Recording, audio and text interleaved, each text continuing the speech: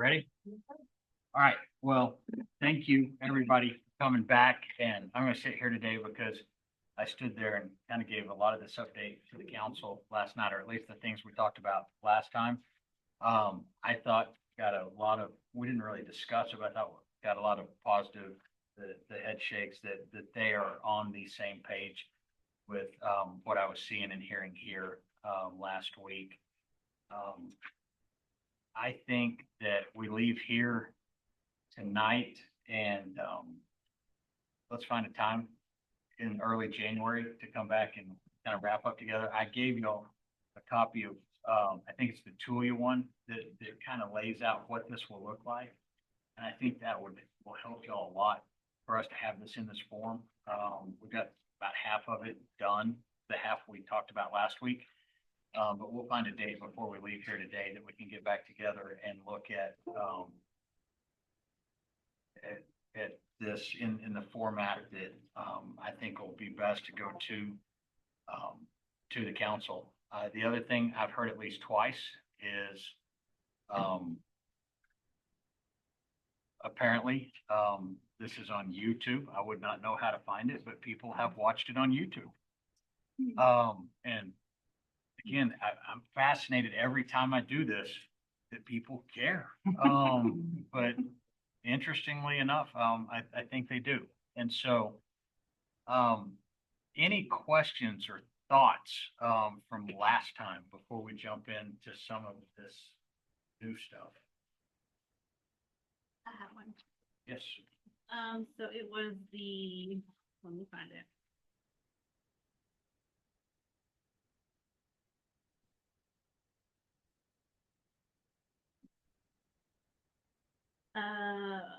The power to buy and sell gas. Yes. So is that only pertaining to gas, or is it talking about all contracts? It's talking about oil, gas, and I think it has some language in there like related. And so it's not all contracts. Okay. Contracts and procurement are really governed by state law. And one of the things that we do from there, just because when you think about how hard it would be if everything had to come to the city council, is cities will set thresholds. If it's something under $3,000, we're going to try to buy local and look around but get a good deal.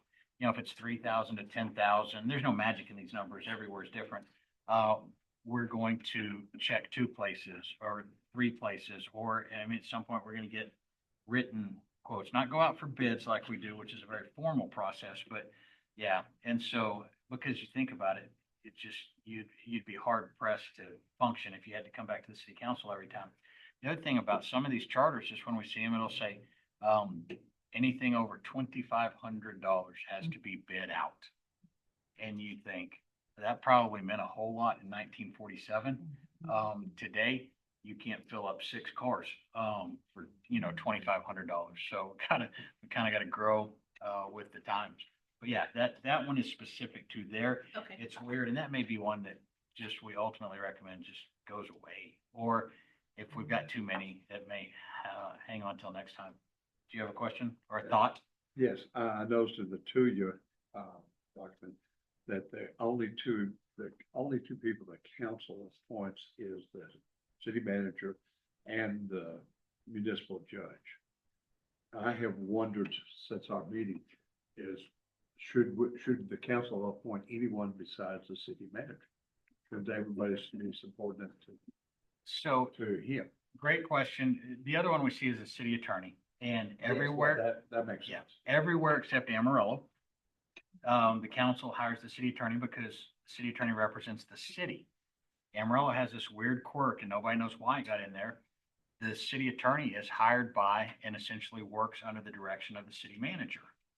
And so when we had everybody at war, the city attorney sitting there going, is he my boss? Are y'all my boss? And so now we have a city attorney that's in City Hall, and the city council has hired their own guy from Austin. And it's very, very efficient. The deal on the municipal, and this sounds over dramatic, and there's a rule out there that says At this level, we don't have separation of powers, but we do.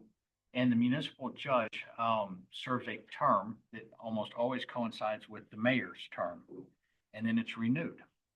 And they cannot be terminated except for felony, crime of moral turpitude. And what that is so that when your kid, you're on the council and your kid gets an MIP, you can't go in there and say, dismiss this charge. And it seems a little over dramatic, but that's why those are the three positions that we typically see.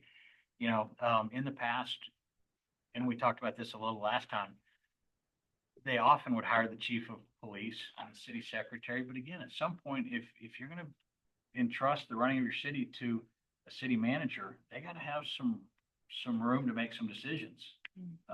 So that's kind of where the history behind that.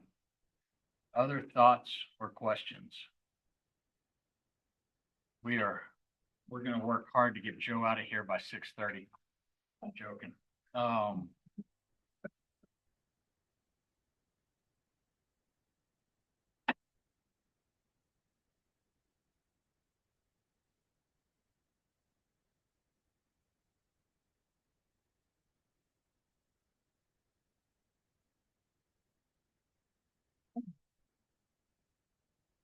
Trying to call it, told them, please don't.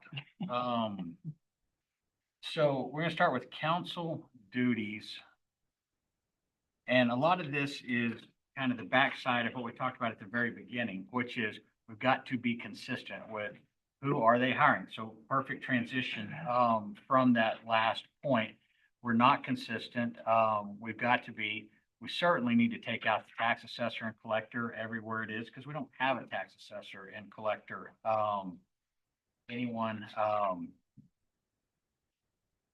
don't have anyone that's doing that job. And again, the last thing we want is somebody to come by and say, well, you have to fill that position, like we saw with the constables several years ago. The non-interference provision that you see in there is very important. It is hard in a small town, you know, when you have council members that are out there and they're running into people and they're commenting on their jobs and their job performance. It's not fair to our employees, number one, because they don't know who their boss is if we've got people out there telling them what to do. One of your neighboring towns, we had the retired police chief on our council, and he was going around telling guys how to dig the ditches and to do things. And we kind of said, hey, let's not. And he kind of didn't get it. And so we did training. It's a slide that I've carried forward in all of my trainings, which says, if you're on the council, you don't get to go out and tell people how to do their job. This guy had a big old belly, and he leaned back and he had his arms up on his belly. And I said that in my training, and he said, bullshit. And I said, excuse me? And he said, I was elected and I can go tell them how to do their job. And I said, no, you can't. Because what if you go tell them to dig the ditch 3 degrees this way? The guy next to you, who used to be the public works director, tells them 3 degrees the other way. I mean, do we fire them because they're not going to listen to one of you? And he looked at me and said, shut up and keep going. Which meant maybe I was right. But it is very important. And sometimes we don't remember how, I mean, when this council up here is running the whole town, their words to our employees have a disproportionate importance. And so it's unfair to them. It's also unfair to whoever is the city manager and the department heads, because then they're not really in charge if those guys and gals are out there causing problems. Okay, legislative procedure. This is some cleanup. Our current charter says that a simple majority is sufficient to adopt any ordinance or resolution. And that makes a lot of logical sense. Yeah, that's how we work. However, there are certain things under state law that require what we call a supermajority, which here would, you know, I guess 4 voting people be at least 3. I mean, it's would be necessary. What? To back you up Yeah. first. What would you determine as a quorum of the city council? If everybody's here. So it's split up, and I can't remember, Brian and I talked about this today. I don't remember the language in y'all's, but in several towns, the mayor counts, and we're gonna talk about this a lot at the end, but the mayor counts towards the quorum but can't vote. Other places it will specifically say, does not count towards the quorum. I would, absent any language, I would say that, the quorum is 3 out of 4, and that the mayor doesn't count towards it. The only reason I ask is It's a I've safe way. I'm not saying it's the right way, it's the safe way. known cities that, quorum number determine the majority Yep. vote. No, So if you've got the mayor that can't vote, even though she counts, it gets really confusing when she can't vote and you're counting her in the quorum. And no, you're exactly right, because on the super majority things, and we see those on things like tax rate, overturning planning and zoning, and things. The problem is, the people that aren't there count towards some of those super majority numbers. And I've been known to help manipulate something. When we have a political, issue, it gets set on a day that we know 2 people are gonna be gone, because that way, no matter what the rest of them vote, it's not gonna overturn planning and zonings where we usually see that. But yeah, it's an issue, and as we go back through this again, we might look at the language. Do you remember, do y'all have language that talks about what the majority is? I don't think.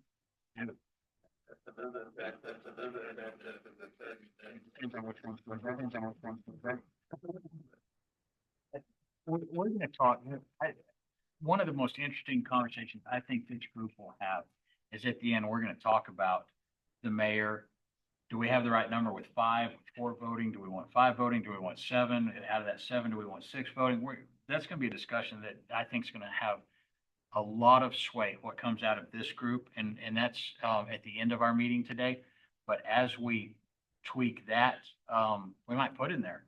I represented a hospital board that had a 6-person board, and the majority, or the quorum was 3. And they met, they hated each other, they ended up suing each other, and they met in 2 different groups. These 3, and it was a quorum, and these 3, and it was a quorum. That's your state government at work that did that for you.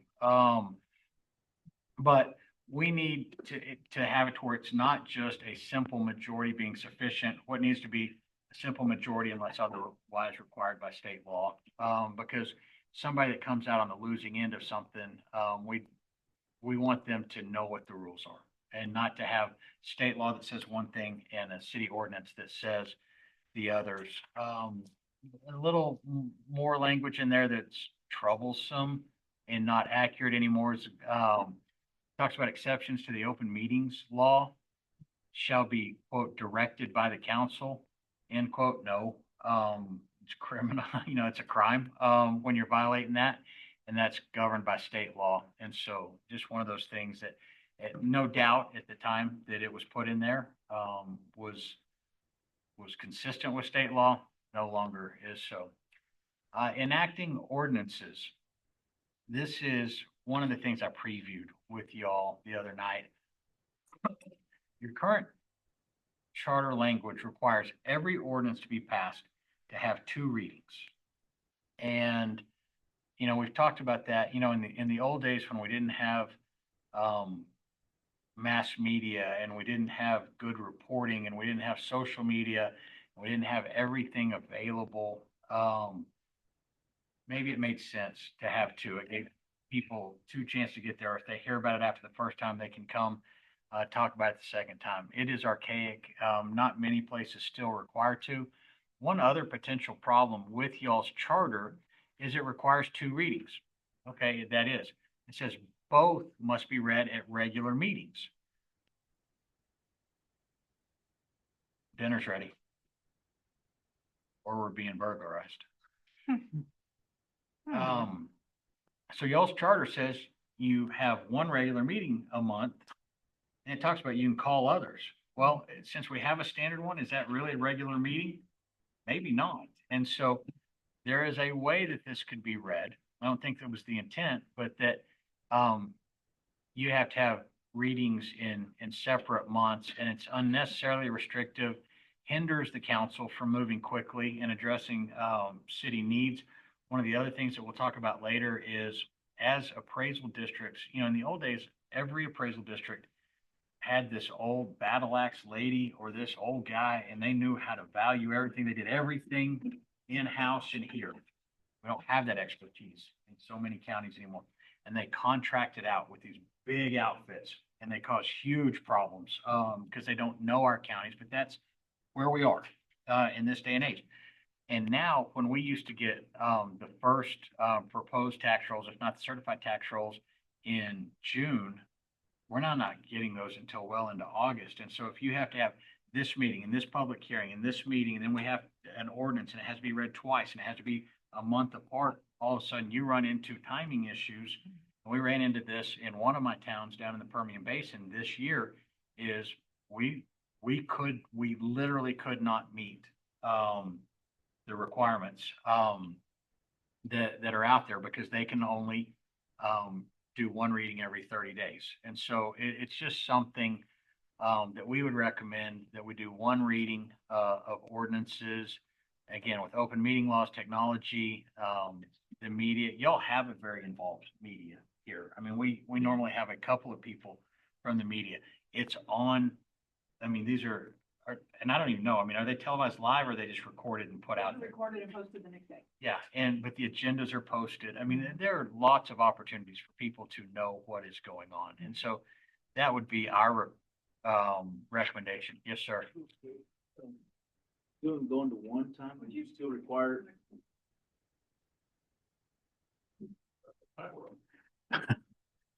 Slater, real quick, with going with one reading, would you still require the 10 days after for it to go into effect? That's what's currently in our, after the second reading, second and final reading, 10 days after, that's when the ordinance goes into effect. That's fine.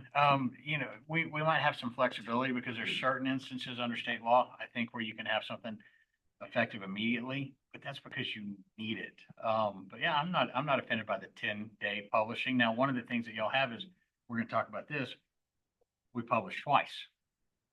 The only person that likes that is the newspaper, and the only person that doesn't mind that is the city secretary because she's nice and happy and just likes to follow the rules and do what she's supposed to do. But again, yeah. Wait, she's the city secretary? Oh, okay, I didn't realize. And so, thoughts, I mean, I guess in some ways, to me, just because I do this, that doesn't seem like that big a change. But for y'all that don't do this, I mean, is that a change y'all are comfortable with, or does that seem like somebody's trying to pull tricks? I think it really works for efficiency. Okay. Publication of ordinances. Current charter language requires 2 notices to be published in the newspaper before it becomes legal. Again, can delay effectiveness. But again, nobody's trying to say we don't want to publish. And some of y'all may have been in here when we were talking about it before we started. One of the frustrating things is we spend all this money publishing these things, and what's the one page in the newspaper that nobody reads? That page. Right. And so again, you say, well, yeah, I mean, we are all for notice and getting out there and have people having the opportunity to know, but at the same time, we know that they don't read it. I had this blank. This goes to Joe's question. Recommendation would be to, I don't know. I mean, we do need notice. Is this group comfortable with one notice? It's still, be afterwards, and most all ordinances would not go into effect. And the ordinances we publish are the ones that deal with fines, penalties, fees. That's really. We actually publish everything. Y'all publish everything, I just sent the Atlas ordinance. So, just the caption, I hope. yeah, the caption. And I have towns that require the publishing of the entire ordinance. And so when you start thinking about 30 and 40 page ordinances, it's ridiculous. Ridiculous. If the section does address multiple readings, so in talking about this publication, it talks about one reading, and then the second reading. Part of the consistency, so we don't create as many problems as we solve, is we're gonna have to go through and clean up this section that talks about 2 back to 1, if that's ultimately the recommendation, and to make sure that we have language in there that we don't end up, if they were to vote on one and not the other, we'll leave that to Brian, who's smarter about these things than I am, when he's putting together the document like y'all have for y'all to look at. Duties of the city secretary. Currently, your charter says, he or she is responsible for records, notice of meetings, minutes of meetings, and other assigned duties. That's just not what city secretaries, or what some people now call municipal clerks. It's just not reflective of what they do. They do to keep the minutes, but they enroll all the laws, the ordinances of the cities. They keep the corporate seal. They maintain the records. They prepare all notices. They keep a record of publicly issued debts, maintain all contracts by the city, and then other lawful and assigned duties. If you really look at state law that applies to what we call general law cities that are below 5,000, interestingly, and I did not know this, they're responsible for the accounting, not the audit, not the budget, but for what I call bookkeeping and accounting. In a town this size, we certainly have people with more time to do that than Andrea. Nepotism, this is so interesting to me. I talked about this last night with the council. Y'all have probably the most restrictive nepotism rule in Texas. And you think, well, that's a good thing, right? Well, if you really read this, probably not. Because what y'all says is anyone related to the mayor or any member of the city council by blood or marriage. Think about how far that goes out. It never ends. You see these studies, all of us are 33 and a third cousins, because at some point we all, well, that technically mean none of these people could work. State law is still pretty prohibitive. And I think is a really good model to do, because state law, depending on certain factors, will say, you know what, we have this person, we're not going to hire their parents or their children. That makes sense. And it usually goes out, almost always goes out to a next one, grandparents, grandchildren. And then you will sometimes see, brothers and sisters. And so I would recommend following state law, because again, I know what this was trying to say and what this was trying to accomplish. But in small communities, it is a problem. And state law governs not just the city council, but it governs employees and supervisory type positions. And those are good. Nobody's trying to get away from those.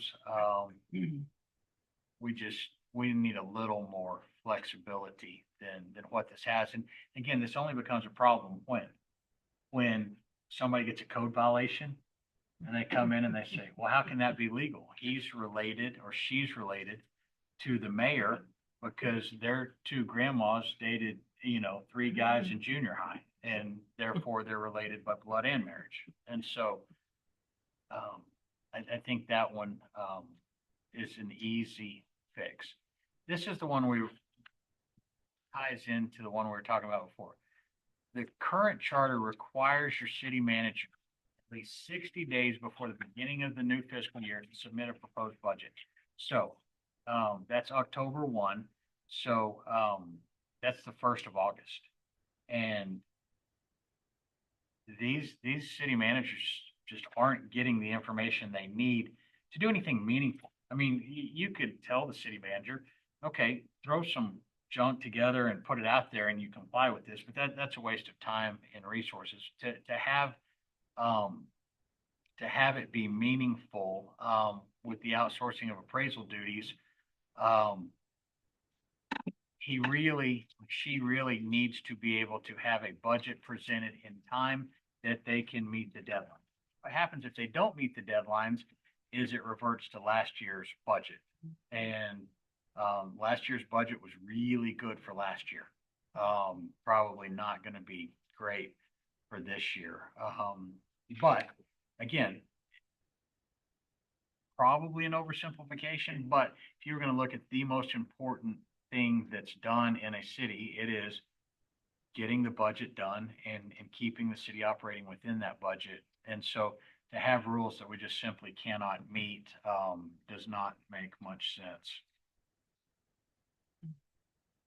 Later, while you're on your phone, just the city, just so y'all know, we begin in April start working on the budget.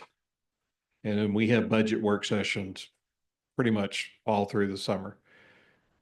We get preliminary numbers from the county or from the appraisal district of what they think that our tax rate or how the numbers are going to end out. But a lot of that is speculation too. So we kind of build off that. And I would say by the end of July, our budget's probably in the 90 percentile that we're comfortable with. But I have seen over the last couple of years too, that the county throws a curveball to you and you're coming back and trying to regroup or cut. Probably my whole career, I've always had to have budgets done by August 1st. But usually you were getting your final numbers from the county in the mid part of July. The legislature a few years ago made some dramatic changes to the way the appraisals are done, the way all that's conducted. And a lot of appraisal districts went and got new software, got all this new stuff. And you saw appraisals go up in a lot of communities. And one of the first things we do when that happens is we try to get that justified because council wants to know, citizens want to know. And when the county can't, or when the appraisal district can't explain to you why the appraisals went up, it's kind of concerning because, we're sitting here trying to build a budget and trying to build the tax rate, and we can't explain to the public why that number's coming around because the appraisal district can't explain it. So those are the challenges that we're facing now. A few years ago, I was helping several cities with budgets. In this small little town, less than 600, the appraisal district said that their values went up over $1 million, which there was nothing new built in that town. And their tax rate was going to have to drop over 10 cents. And it was concerning, and trying to get that understood, they couldn't explain. And so it's complex because the appraisal district in Levelland is really challenged because we also have a tax increment finance zone. We've got 2 of those. They get factored in there. We have sales tax for property tax reduction. That gets computed in there. There's a lot of things that go into the calculation, and it just makes it difficult for them to get us the stuff by August 1st. And like I said, we're in that 90 percentile by the end of July, but we're also kind of standing on the edge of the diving board and hoping they put water in the pool when we jump off here in a minute, because we can't really submit the budget until we get those final numbers to know exactly what we have. I was hired last year by a junior college, or community college, I'm sorry. Please don't be mad at me. I grew up, that's what they were. A community college, a county, hospital district. The city was kind of tagging along, but what's happening with what I call the outsourcing of appraisal is, some kid sitting at a computer in Houston doesn't know that we have a wind farm and that there's a tax abatement and there's, it's changing each year. And so we're seeing a lot of mistakes that people were the last several years relying on, that those numbers, passing their budget and then realizing almost too late that those numbers were inflated. Hopefully that gets better as we have it in there. What I do know is appraisal districts are starting to take it more seriously and realizing when that computer printout comes from Houston, they can't just rely on it. They've got to look at their big money stuff. But this is just one of those things that from a practical standpoint, probably need a little more flexibility. So what Yeah. state law says? Yeah, It does, it's what state law says is you have to have everything done by this date, which is right at the end of September. Now, you start working backwards from there because you have to have a public notice by this day and a meeting by this day, and you work back. And so it's still going to be probably, or you're going to have to be hitting the ground running at 45 days for sure prior to the election. But that's going to require that you've done most of the work thinking you know where you're going to end up with. So it can, it's just become very, very compressed at the end. So what's the day number that needs to say then? I don't even put, I would put no later than 45 days prior to the beginning of the fiscal year, because as Slater was saying, the other thing is we have to schedule all of the public hearings that go with the budget and the tax rate. And those, Andrea, I mean, that's a math formula in itself, that certain, the way that you compute them, because some of them, it's a window. You can't post no more than 10 days, but not greater than 30 days.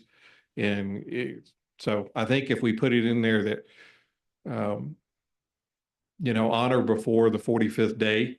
So if we get it done by August 1st, if we get the numbers, we could get the budget submitted in. But if it takes August 15th, then we're still within. We're asking for 15 more days then, 60 to 45. Yeah, going from 60 to 45.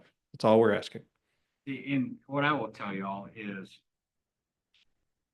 it is so stressful. I mean, it's just one of those things, almost as soon as we finish the budget, you start worrying about the next one. And so they really do want it done as soon as possible.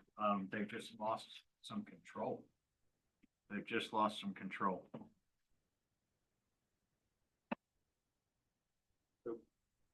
Later, Before you jump off this, Oh, I'm sorry, I stole your line.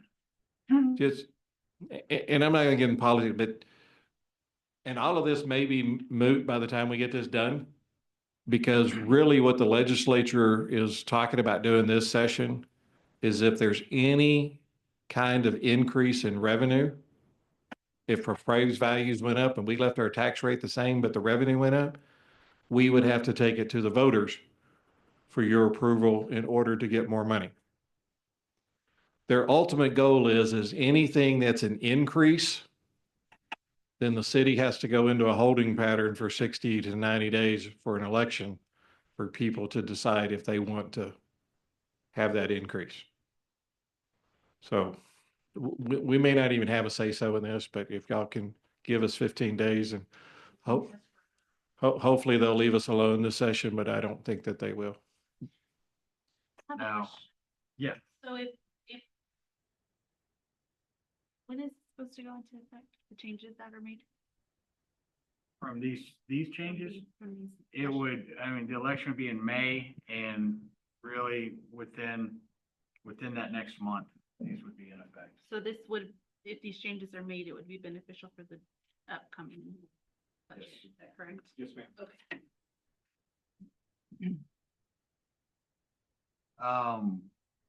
Collection of taxes, we've talked about this. This is part of that cleaning up all the way through. Talked about all the duties of the office of the assessor and collector. Simply does not exist. This is my favorite. This must have been a big deal back in the day. The Board of Equalization. Every town had a Board of Equalization. These were 3 people that sat as a committee, and it's really where you appealed when you disputed your property valuations, you came to the Board of Equalization. And if you weren't happy with what they did, you came to the city council, and that's where it ended. Well, now it's handled by the appraisal district and then goes into, I believe, the court system, but it is not a process that happens within the city. So again, one of those archaic things that just will need to go away. Initiatives and referendums, which are interesting. I've only seen, Amarillo had one. I've only been involved in one. Dumas had an election, and they voted to allow beer sales on Sunday. And there was a rebellion, but not because people didn't want beer on Sundays. They had this deal where these 3 families sold beer on Sunday right outside the city limits. And all of the city citizens that showed up said, that's unfair to the people in the county that sell beer to us. And you're going to put them out of business. And the city was sitting there thinking, yeah, but our job is to get sales tax, and we've got, all of these convenience stores that want to sell beer. And so they passed it so that they could collect the sales tax. There was an initiative to put it on the ballot, and it was put on the ballot and got destroyed. And so you can now buy beer inside Dumas, but, there, the idea of initiatives and referendums are very democratic. I don't have a problem in the world with them. The only suggestion that we have on this one is it talks about, once the petition is sent to the city secretary confirms the signatures are valid and then has, I can't remember what it says, 30 days, 60. I mean, it starts talking about when this election has to happen. And again, we just don't work that way anymore because we have uniform election dates. And that was a big deal in Dumas because they were a few days late, getting it on this one. So really, it went all the way around half a year. But that's not anything that we can really control. So that's the only thing I saw on that one.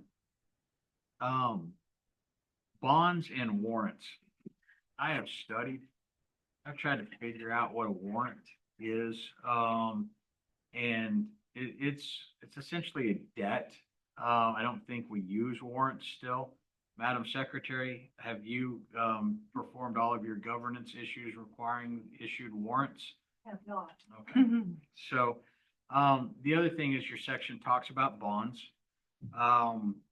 It does not talk about certificates of obligation, which is, some people might say is a different word, for bonds. But it's very interesting because it talks about, you can, have bonds issued, but the rate, can't be more than 6%. And these different, ideas and thoughts and, hopefully you're not dealing with interest rates over 6%, but if your community needs it, it's probably an unnecessary, restriction. If you look at your charter, it talks about, if I remember correctly, warrants and then bonds, or no, bonds and then warrants, but inside bonds, it also talks about warrants. It's just an old, archaic, mixed up issue. I think this is one, along the lines of, what James was talking about a while ago. It will be interesting to see what the legislature does on, bonds are typically done by school districts and cities. If the cities want to have an election, cities have always had the ability to do certificates of obligation, which have, heightened notice standards and all kinds of hoops to jump through, but you don't have to have an election, to issue those. I would not be surprised to see the legislature really trying to, chip away at that, but, we will see over the next 6 months what they do, and if they make any progress on that. But we want the city to have maximum flexibility to borrow as cheaply as possible, when the timing is right.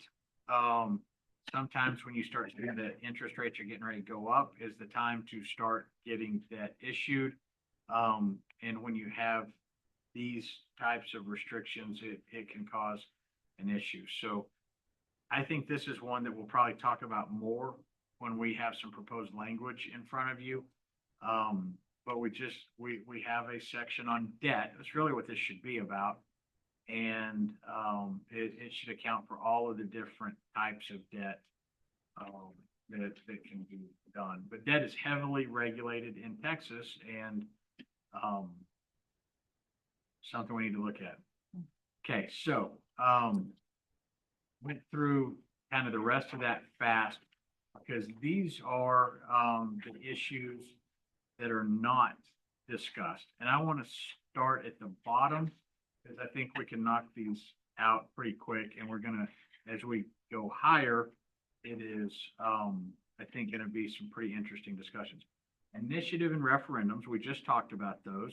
There is no restriction, if I remember correctly, on how often those can be. So what you have is sometimes you get people who are mad about something.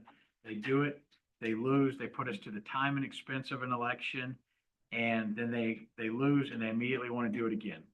So what we see a lot of times is once we have an initiative, or a referendum, we let you do, put it to the voters. But if you lose, we're going to take a 2-year breather. Meaning we got everybody's opinion. We're not going to do this each time.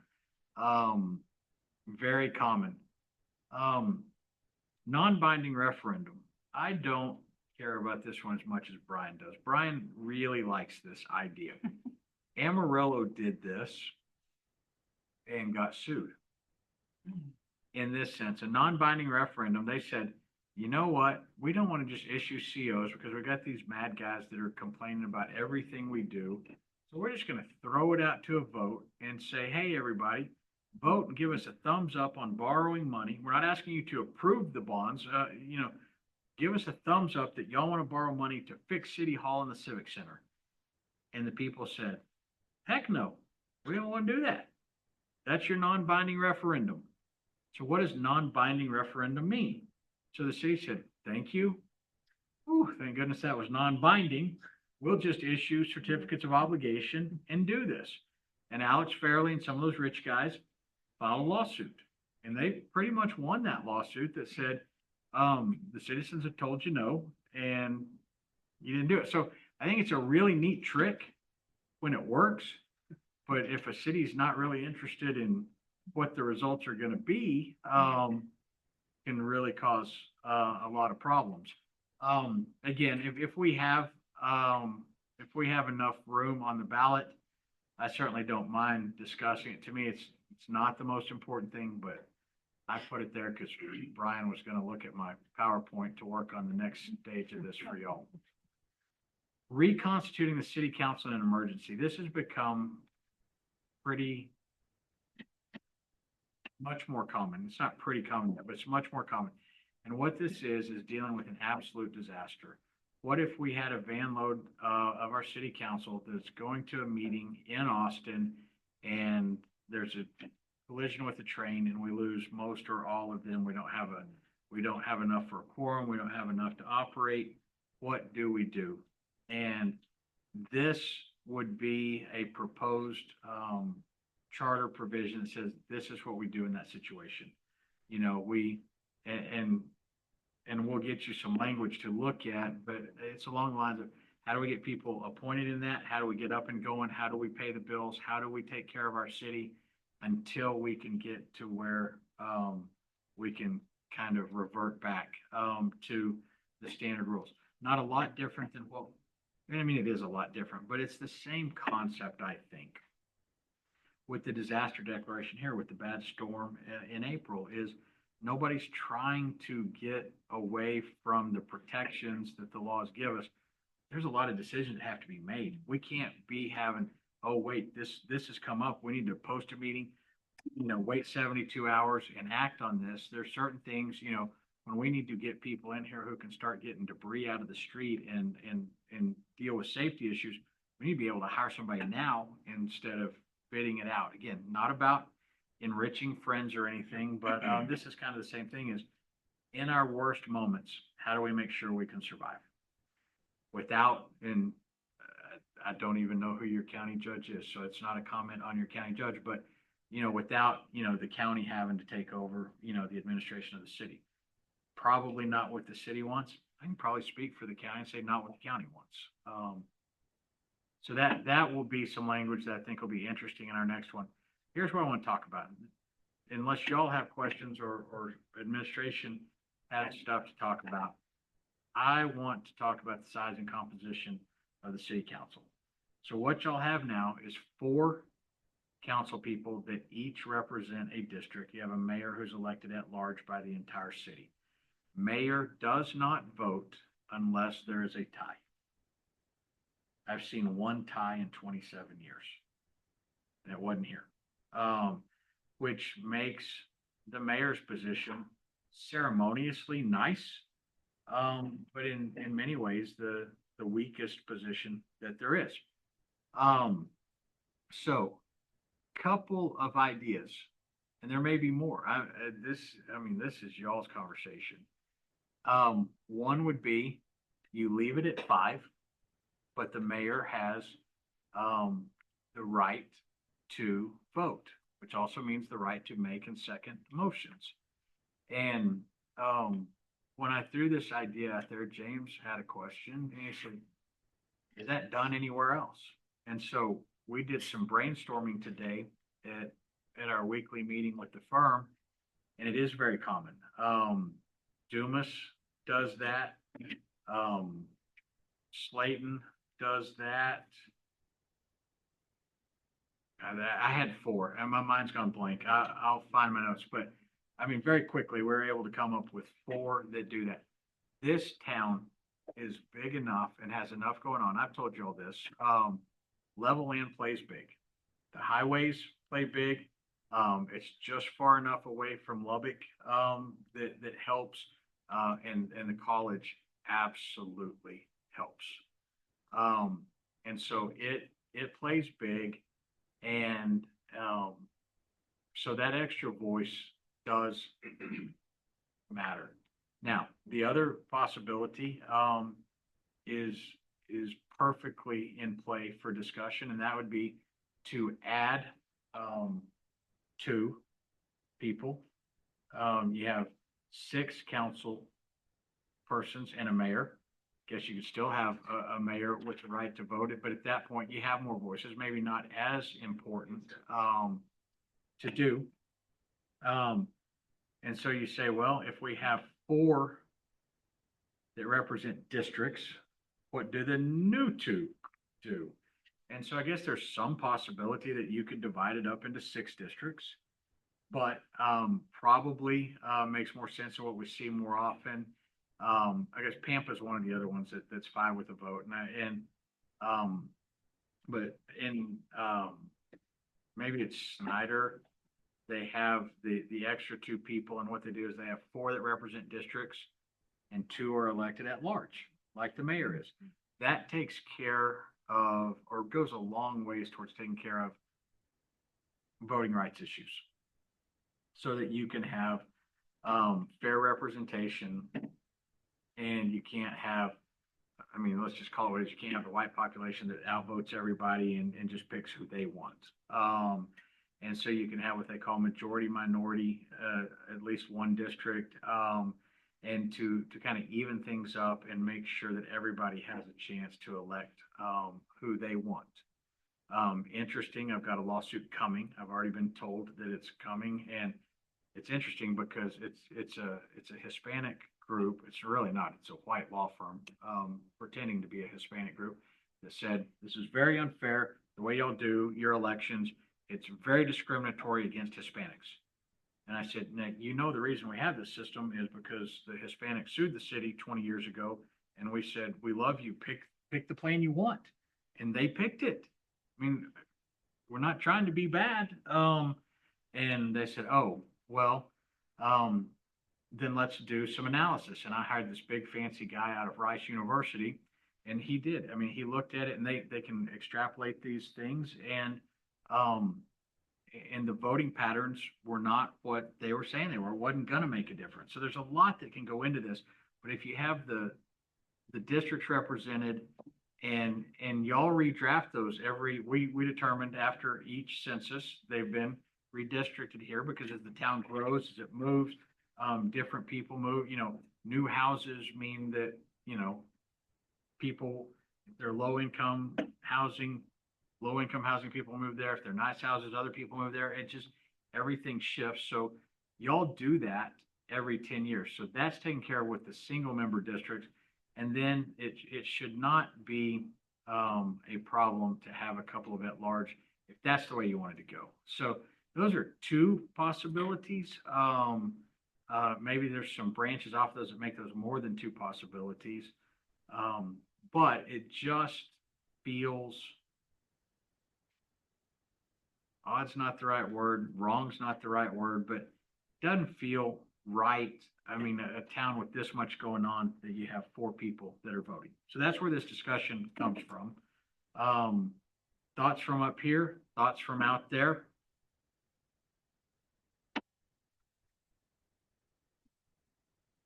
Turn the microphone on. Sorry, start your line again.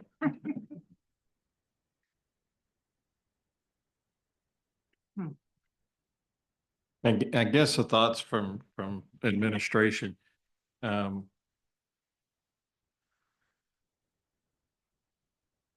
In changing times, it gets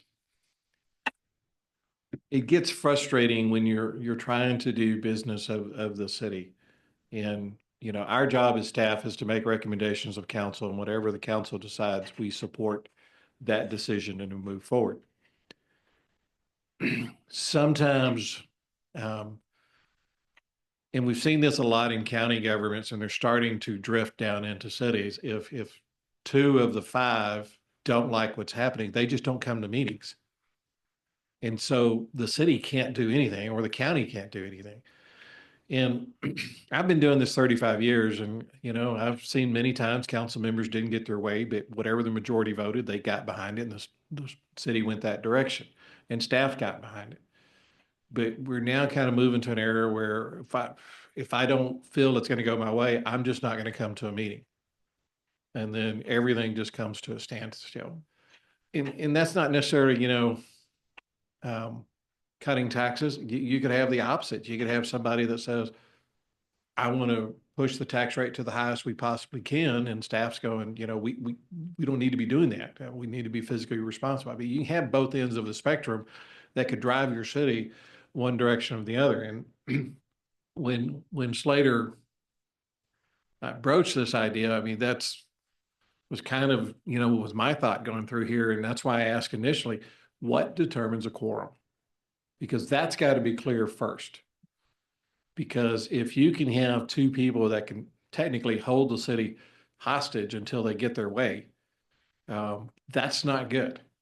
Because, I mean, it could be a variety of issues that they're trying to push the city, and that may not be where the majority wants to go. So I'll pick up their real live example. There's two. Little town, not far from here.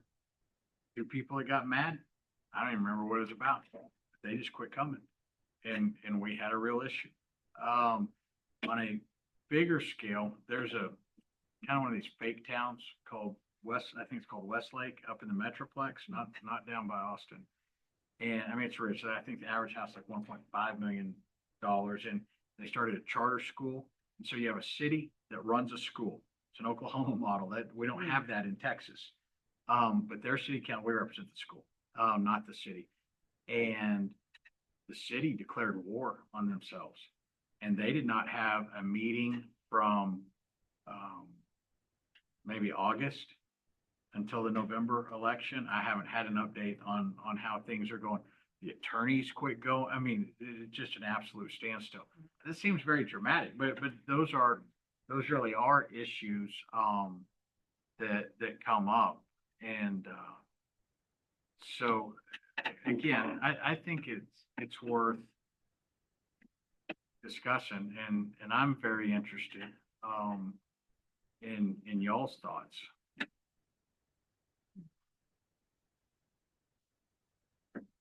So overall, you feel like more members would be beneficial? My fear is that too many members on the board would start more conflict. That is possible. And there's another thing. And so I'm not saying more people, but yeah, go ahead. the other challenge, and more people, it's getting harder and harder to find people to run for public office. It's about So social media has changed the name of the game. When I started, you had a lot of business people that ran for public office. Well, nowadays, if a public official makes a decision they don't like, they get crucified in social media. And I've seen where people have organized boycotts against their business, which is totally unfair. But I'm not necessarily saying, you know, 7 is the best thing. That's why when Slater and I were talking, we said, well, what happens if we added the ability for the mayor to vote? Still has all the same provisions that they have now, presiding over the meetings and everything else, but give them that ability, not just in ties, but that kind of spreads the vote out among 5 different people. It also theoretically gives, it's hard in a town this size to think that there really could be districts that are pitted against each other. That something that was good for one district would be bad for another. I can't give you an example, but I mean, assume it's theoretically. Right. I mean, you have those people kind of like county commissioners that are looking over their little area, but having somebody with a voice that's over and seeing the big picture is not offensive to me. And so, yeah, the one thing I was getting ready to say, and but I want him to have a chance to talk first. He just happened to say what I was waiting to say is, it's getting hard. I mean, school districts here, the school district I learned last night is having trouble getting people to run. That's not happening in most communities. The school districts are the one, I mean, that's the fun position, right? You're helping kids, you know, you're doing good things. You're not just taxing and making people mad. And so what we're seeing in most of our towns is school districts are not having trouble yet getting people to run. The cities absolutely are. We have towns this size with positions that are open that nobody runs for. And that is, I mean, yeah, and I mean, it always makes it interesting when people show up and talk about what idiots, you know, the city council are. You can say, well, you know, all you had to do was ask. You didn't even have to ask politely, and you could have been up here. But it is getting harder, and harder, but yeah, and I've seen it. I saw a town turn on and attack. It was a little town. They had a veterinarian that moved his young family. I mean, he had like 3 kids under 5, moved there, started a clinic. So I mean, that's a dream in a small town. And he said, hey, I want to help be a part of the solution. I want to clean this place up. You know, I will help. I will put together a team of people, you know. We've got all these little widow ladies. We realize that they can't fix things around their house and in their yard that are unsafe. I'll work each church. And he said, I put together, each church will have a team. We'll rotate it. And I mean, people got uglier and uglier about him. And it was all summed up one day. Old timer sitting on the back wall. And he stood up and he said, I want to talk. And he knew that was bad. And he said, we've all lived here 80 years. It's almost a quote. And this town has always looked like crap. And what makes you too good to live in a town that looks like crap? And you just think, this is the most ridiculous conversation I've ever been a part of. Again, why would you run? I mean, even in a town this size, I mean, if you have a plumbing business, if you have a law office, if you have a doctor's clinic, you need everybody you can get to do business with you. And so, yeah, I mean, we've lost a lot of quality, not necessarily here. You'll have a heck of a council, actually. You'll have a heck of a council. But moving forward and looking forward, it's just 7 is hard. I had a question, Absolutely. going way back. So if it's getting harder to find people to run, why would we want to change the 6-month residency to 12 months? I think that's a fair question, and that's why we take this in bits and pieces, and I think when we go back through it, that is an issue, because, and I will tell you, I've told many people, you know what, if you don't trust someone, you know, because they haven't lived here 6 months or 12 months, there's a way without a rule to address that, and that's not to elect them. And so I very much, I mean, because I kind of lean that way, but I do know that it's important. And I can't remember exactly where we ended up on that topic the other night, but as I was looking back through it, I thought, you know, 6 months living in the district's not crazy. 12 months in a district, to me, you can accomplish the same thing by 12 months in the city. I don't remember if we talked about that the other night. I get confused, and I'm not. Well, I just fall back on, because we keep saying follow state law and a lot of stuff like district attorney 6 months. Yeah. So I don't know why we change city council to something different. Is there a state law that, or is there anything in the state law that mentions? I don't Not for think, council. I don't think for city council it does. And I will tell you this, I've seen city councils, I mean, maybe it's not apples to apples, but I've seen church councils. I mean, you get somebody new, that's somebody that's interested and wants to be a part of it, run with it, you know? I've seen a dear family friend, that I grew up, with, and he was the youngest judge ever appointed in Texas, and the governor had to wait to appoint him because he wasn't old enough, you know? And so I think that's a fair question. And when we start kind of trying to synchronize some of this stuff, those are very good points.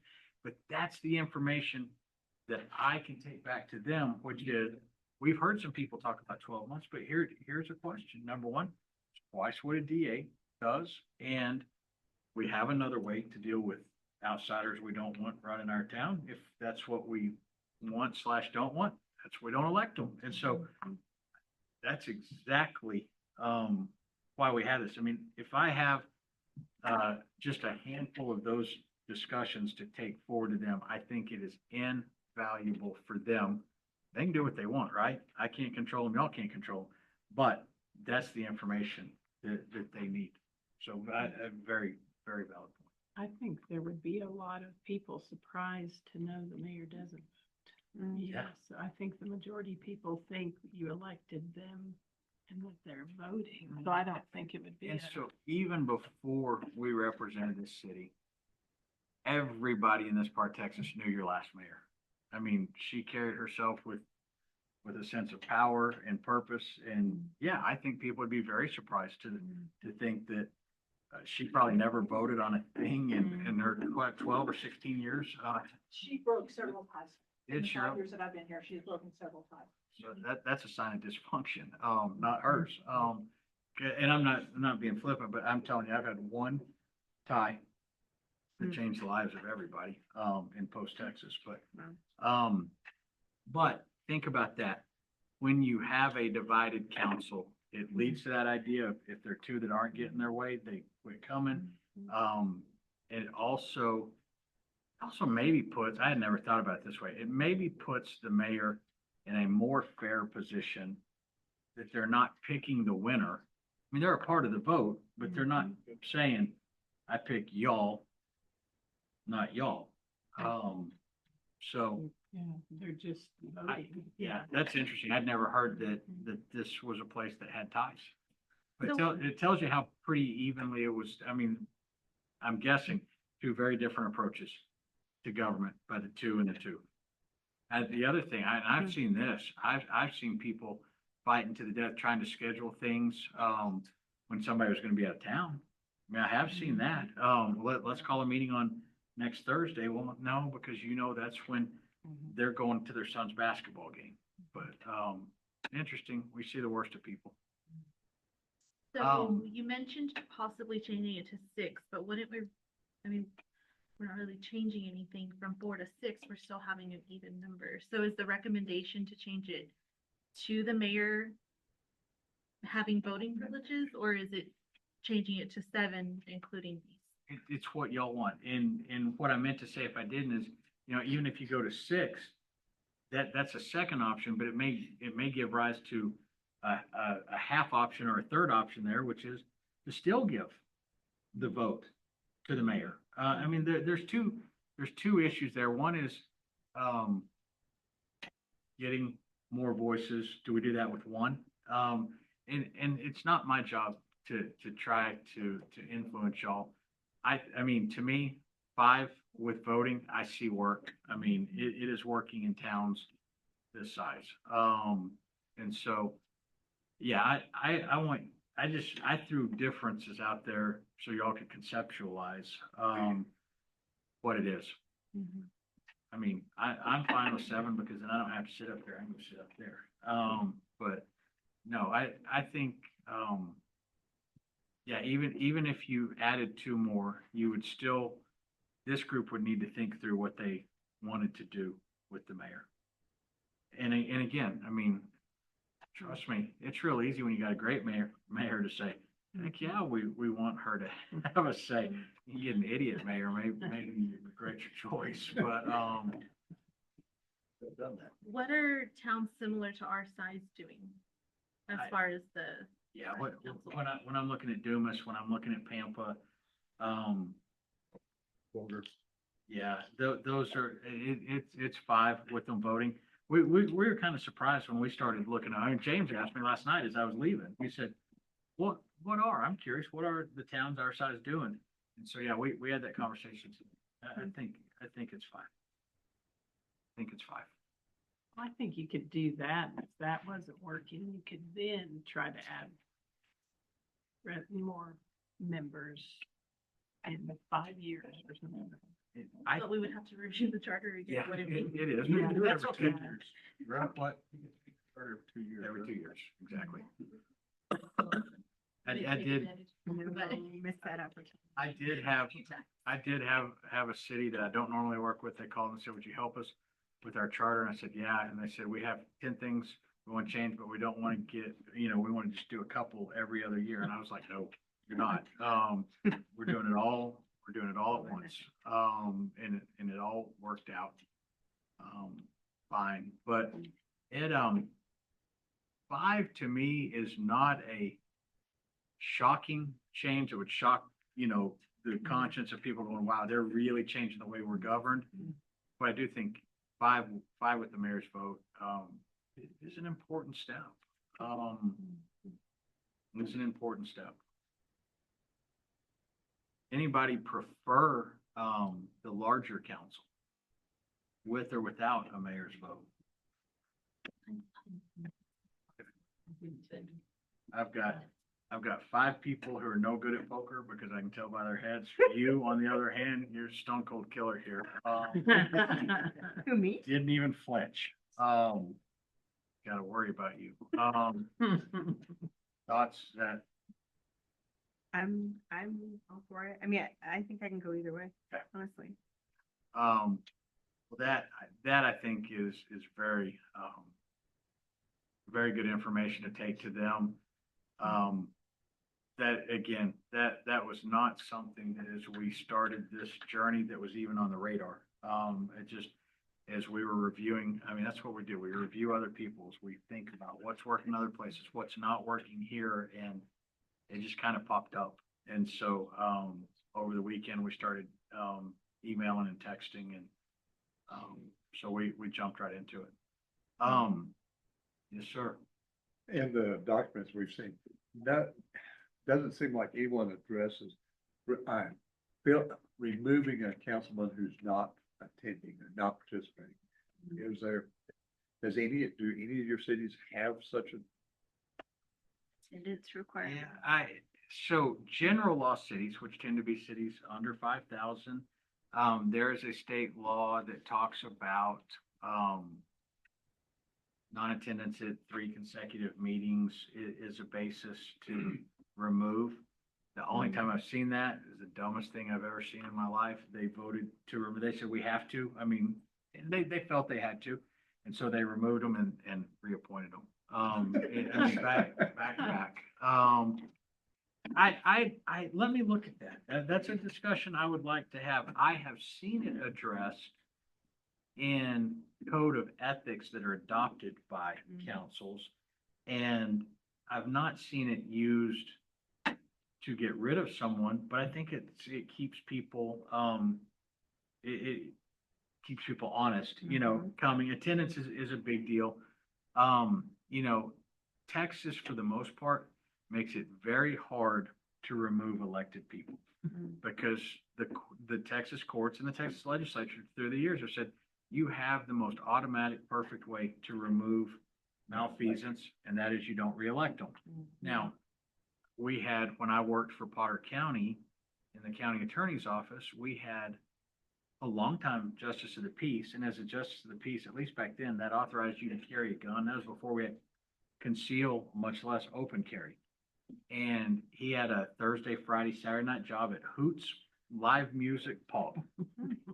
And the reason that he had that job, and it paid pretty well, because he had a gun.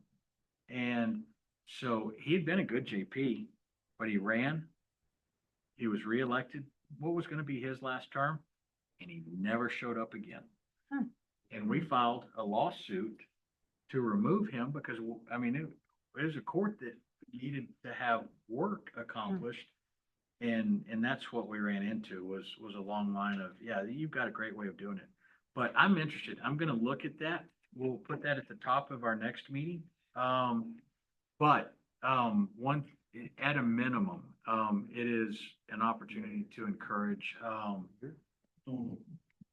city council to have some self-governance, decorum, what's allowed, what's not allowed. Because again, when you have to sign it and don't follow it, it's pretty powerful and effective.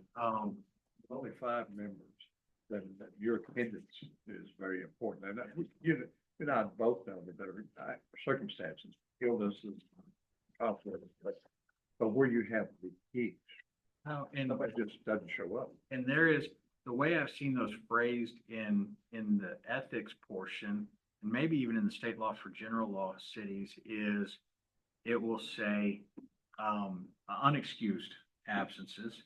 And I have been a part. I mean, I had a mayor who was diagnosed with cancer, said, I'm not gonna be able to be here for the next several months, and we did it ahead of time. I have one city that just thrives on formality. Everything is very formal. And at the beginning of every meeting, they do their prayer, they do their pledge. And the first question is, the mayor asks the city manager, do we have any requests for, an excused absence this evening? And so the idea is out there. I cannot remember seeing it in a charter, but now I'm interested in looking. Turn the microphone on, please. It is on. Sater, I've seen in some cities, and I know the legislation has changed a few things in regarding requirements. What about people running have to be current on their taxes or can't be delinquent or things like that? I know that gets kind of dicey, but I've seen that in different charters. In a lot of charters, and my memory is that the courts have said that your debt situation does not affect your civil liberties and your ability to run. Now, it should be a campaign issue. It is certainly in play. But, yeah, my memory of that is, that is problematic to have those requirements. I'll double check, but I'm pretty comfortable. But I will tell y'all, as I left one night at a recent meeting here, I don't think it was not last night, but I did have a council member say, they owe money, I don't want them.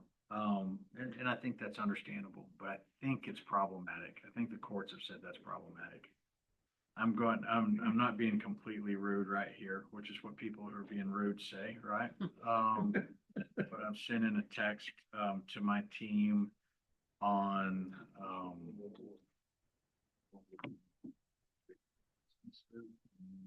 yeah. Let's discuss. Okay. See a thought? What is it? My thing with that debt is you have to apply it equally all the time, and I think that could, what's debt? Is it just taxes or is it, I think, Fines, is it? Court fees or is it utility bills? I think, are we gonna now? Oh, Are we gonna run a credit report now on everybody? No, yeah, it is interesting, but at the same time, It's going to cause more issues if we're already struggling having people run. Gonna You know. qualify a larger number of individuals.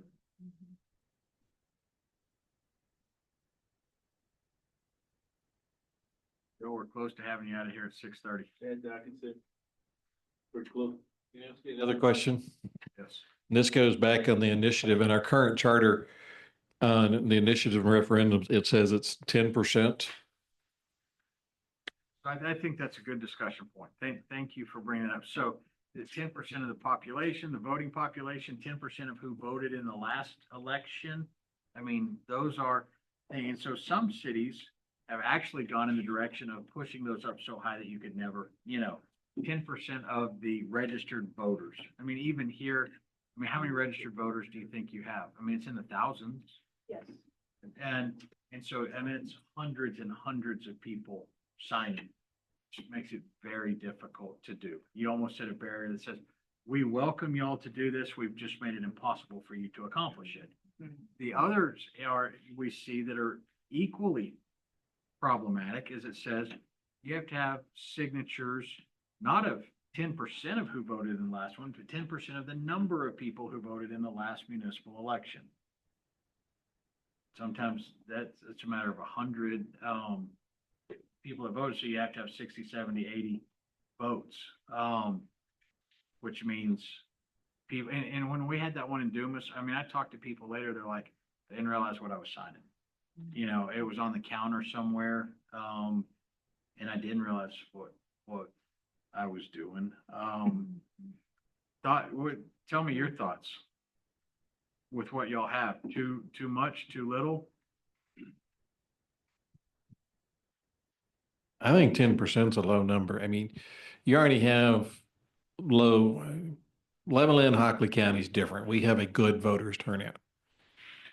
But, you know, the national trend is voter turnouts were traditionally low. And if you ever had an election that you had that people thought, well, this is a slam dunk, and if you only have 10% and you had 200 voters, I mean, you're talking 20 people could force an issue. To me, that number ought to go up to at least 20%. Because, I mean, if it's that critical of an issue, then you're going to have 20% of the people going, let's get this thing changed. That's just my thought. Well, no, and and we've got that, we've got these issues that are out there and we can work these in.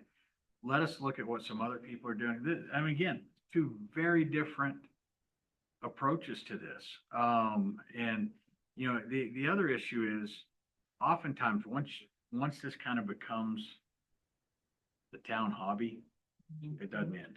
You know, you just, it feeds on each other and you have more and more. And you have the people who are supporting the volunteer fire departments, the people who are supporting animal control, the people, you know, I mean, and so, but again, some people have priced it out and some people have left it so low, that almost anything works. But I have sent that to my team and we'll just look, we'll bring examples back, so that we can address that. Well, for the sake of a number, and I'll talk really loud since I don't have a microphone. We have in the neighborhood of 6,000 registered voters in Levelland, so to start an initiative or a referendum petition, you would need 600 What about registered voters to sign that. how many voters in a good old fashioned mayoral election? How many votes do you A have? couple hundred, 300, 400 Wow. in our last election. And you could say, wow, that's pitiful, but I'm telling you, in a town this size, I had an incumbent win 15-13. And he ran against her 2 years later and won 6-5. And I'm talking a town that's 17,000 people.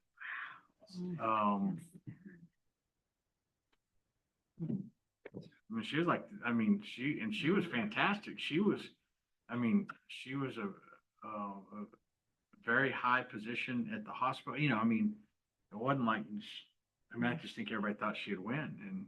And she barely won the first time. She didn't win the second time because nobody showed up. Yes, sir. You can answer this. What, round figures, what does it cost to have a call an election in the city of Levelland? In the neighborhood of $10,000.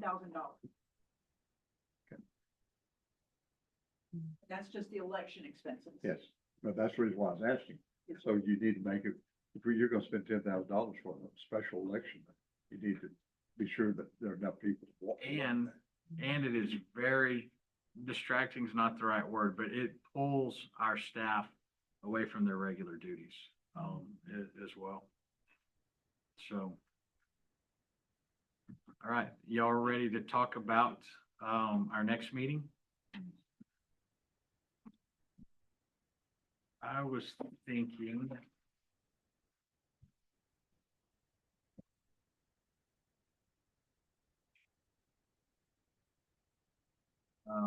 January 7th.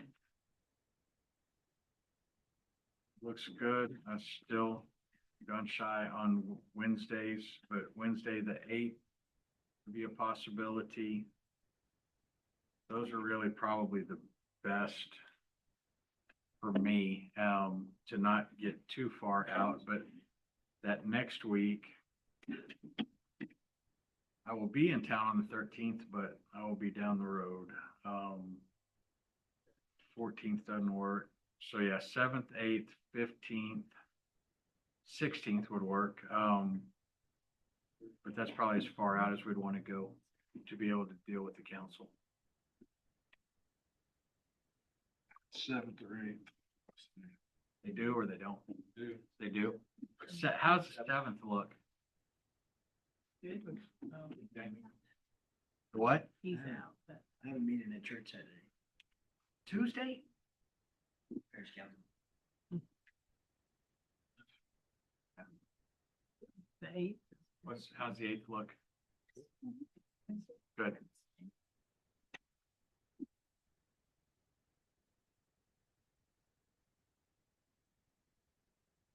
January January 8th. And we're gonna have some information on these, questions y'all have raised. And again, hope to have some, and to get them to y'all in time that y'all can look at them before you get here, just really laying out some of these deals. I'm very curious, how many, propositions we're gonna have, and once we get there, we're like, oh, wow, we gotta bail on some of these, because there's just too many. Very curious about that, but let's just see. Okay? Listen, I really appreciate y'all. This is the discussion. These are the discussions that I was hoping we would have, so thank y'all very, very much. If y'all do have thoughts or questions, you'll just get them to Andrea. I'll get them answered, not to everybody, because I always assume if one of you's wondering, more than one of you is wondering, or didn't realize you should be wondering. Okay? All right. Thank y'all. Thank you.